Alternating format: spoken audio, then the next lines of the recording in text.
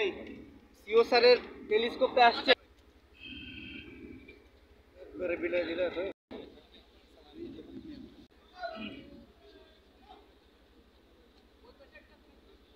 আসসালামু আলাইকুম ও শুভ সকাল। গত 28শে মার্চ মানবিক বিপর্যয়ের সম্মুখীন হয়। সুপ্রতিবেশী হিসেবে কর্তৃক উদ্ধারকারী দল, চিকিৎসা ও ত্রাণ সামগ্রী প্রেরণ করা হয়েছে। এর পাশাপাশি মাননীয় অংশ হতে যান মাননীয় নৌবাহিনী প্রধান সনজাত কর্ম পরিচালনা করবেন বিএন ফ্লিট ও ডকিয়ার্ড মসজিদের ধর্মীয় পরামর্শ দানকারী কর্মকর্তা মোহাম্মদ সাইফুল্লাহ।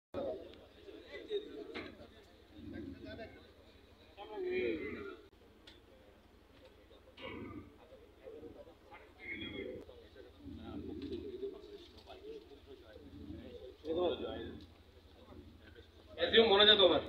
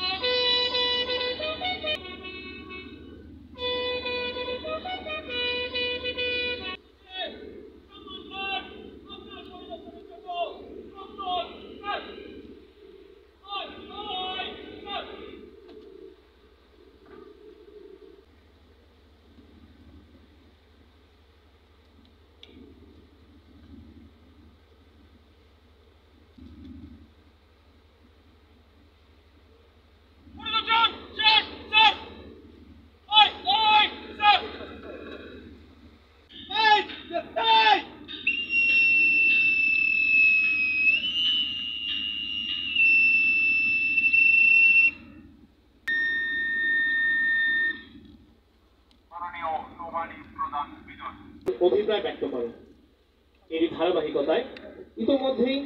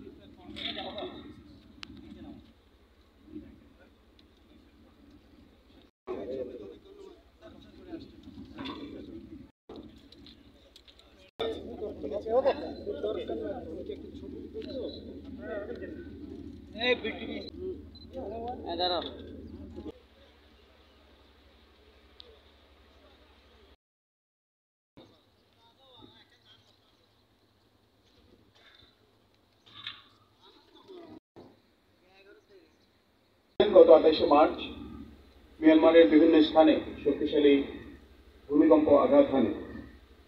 ভূমিকম্পের আঘাতে মিয়ানমারের কয়েকটি রাজ্যে বহু মানুষের প্রাণহানি সহ বিভিন্ন স্থাপনাসমূহের ব্যাপক ক্ষয়ক্ষতি সাধিত হয়। স্বাভাবিকভাবে ওই অঞ্চলসমূহে মানবিক বিপর্যয়ের সৃষ্টি হয়েছে।